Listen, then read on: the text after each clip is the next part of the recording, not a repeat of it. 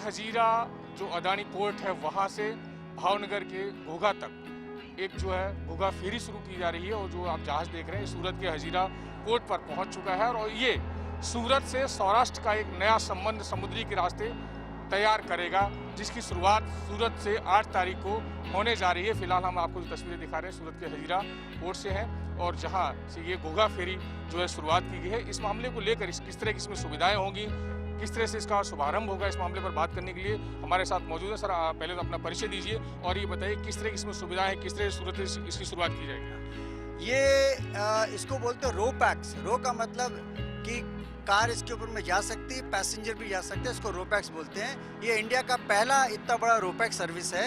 इसके अंदर एक साथ में 500 पैसेंजर जाते हैं, 100 पैसेंजरों की कार जाती हैं और इसमें 30 लोडेड ट्रक्स जाते हैं और 50 मोटरसाइकिल जाती हैं। और इसके अंदर में जो पैसेंजर है उनके लिए वीआईपी लाउंज है, बिजनेस क्लास है, एग्जीक्यूटिव क्लास है, इकोनॉमी क्लास है। उनके के लिए एंटरटेनमेंट के लिए हमारे पास में टीवीज़ लगे हुए हैं, लाइव शोज़ हैं, कैफेटेरिया है, सारी सुविधाएं इनको प्राप्त दी गई हैं और बहुत ही एक कम रेट में है। इसका भाड़ा वही है जो आपका बस का भाड़ा है। सर आपका पहले परिचय बता दीजिए। मेरा नाम है, मैं आई एम DK मनराल। मैं इस इंडिगो सीवेज का CEO हूँ और इस कंपनी को चलाने की जिम्मेदारी मेरी है। मनराल साहब, ये जो आपने बताया इतनी सारी सुविधाएं इसके अंदर होंगी, अब जो सूरत से लोग या इसके जरिए सफ़र करेंगे, क्या कुछ किराया तय किया गया है?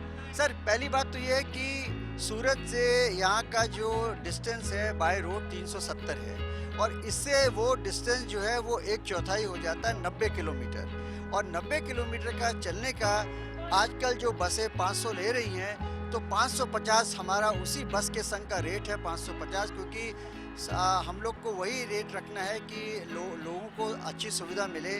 उनका ट्रैवल टाइम 12 घंटे से घट के केवल 4 घंटा हो जाएगा। एयर कंडीशन में जाने की सुविधा मिलेगी, बैठ के जाने की सुविधा मिलेगी। तो हम लोग ने पूरा ध्यान दिया कि उनको कोई परेशानी ना हो और कम से कम दाम में वो ट्रैवल करें।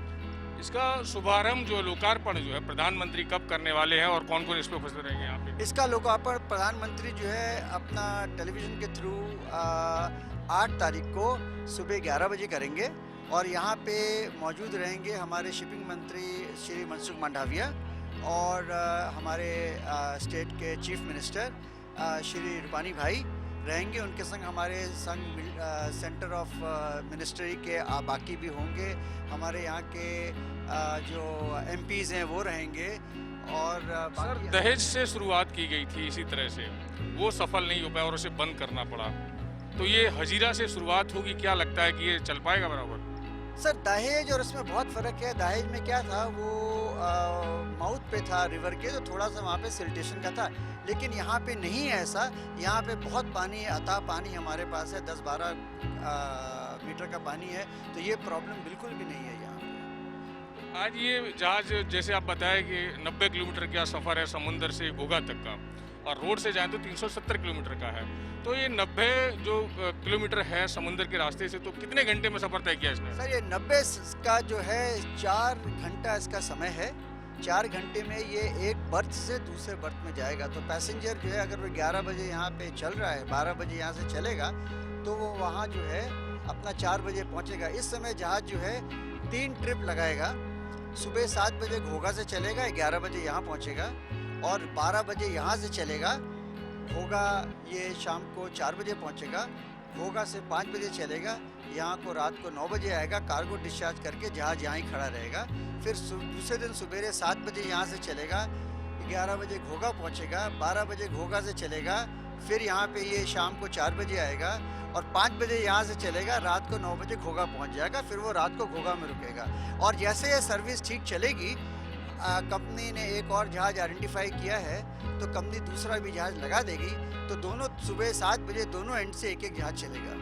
सर इस जहाज को ट्रायल बेस पे आप घोघा से सूरत लाए हैं, इसे पहुंचना था, जैसे हमें जानकारी दी गई थी कि यहाँ पर आपको 10 से 11 बजे पहुंचेगा और ये शाम के 6 बज रहे हैं, 6 बजे पहुंच रहा है, तो कितने घंटे में लगा? क्या इसमें तकलीफ हुई रास्ते में? सर ये अभी मैं बता नहीं पाऊंगा, इसमें थोड़ा सा टेक्निकल स्लैग रहा है, वो जब मैं जहाज में जाऊंगा तो उनसे पूछ के आपको बताऊंगा। लेकिन ये देखिए हर ट्रायल में कुछ ना कुछ, तो इसीलिए इसको बोलते हैं ट्रायल रन। कुछ ना कुछ प्रॉब्लम होता है, वो उसका समाधान निकलता है। तो वो एक टेक्निकल स्लैग है, मेरे को खुद पूरा है, अभी हम आपको बता देंगे क्या उसमें, जब हम जहाज में जाएंगे आपको दिखा देंगे। कहते ये हैं कि शुरुआत अच्छी होती है तो अंजाम भी अच्छा होता है, लेकिन इसके ट्रायल जब भी अगर इसका खामी से भरा हो तो इसका अंजाम कैसा हो? नहीं सर, ये जो है जहाज की शुरुआत हमेशा अच्छी रही है और कोई खामी नहीं है सर। आप निश्चिंत रहें, हम आपके साथ हैं, दोबारा मिलेंगे आपको, जहाज पे मिलेंगे, बाहर नहीं मिलेंगे। आपकी सुविधा सुखद रहेगी, ये हमारा पूरा प्रयास ही नहीं है, हमारा वायदा भी है आपसे। बिल्कुल, तो ये थे मंडराल साहब जिनके अंडर में ये जो कंपनी का है ये रोरो फेरी जो सूरत के हजीरा जो पोर्ट से वहाँ से शुरुआत 8 तारीख को प्रधानमंत्री के द्वारा की जाएगी, जिसमें यह एक कार्यक्रम भी रखा गया है जिसमें खुद गुजरात के मुख्यमंत्री भी मौजूद रहेंगे। लेकिन इस जहाज़ में किस तरह की सुविधाएं होंगी, किस तरह से लोग इसमें सफ़र कर पाएंगे, ये सारी चीज़ जो कंपनी के जो कर्मचारी हैं उन्होंने हमारे साथ शेयर की है।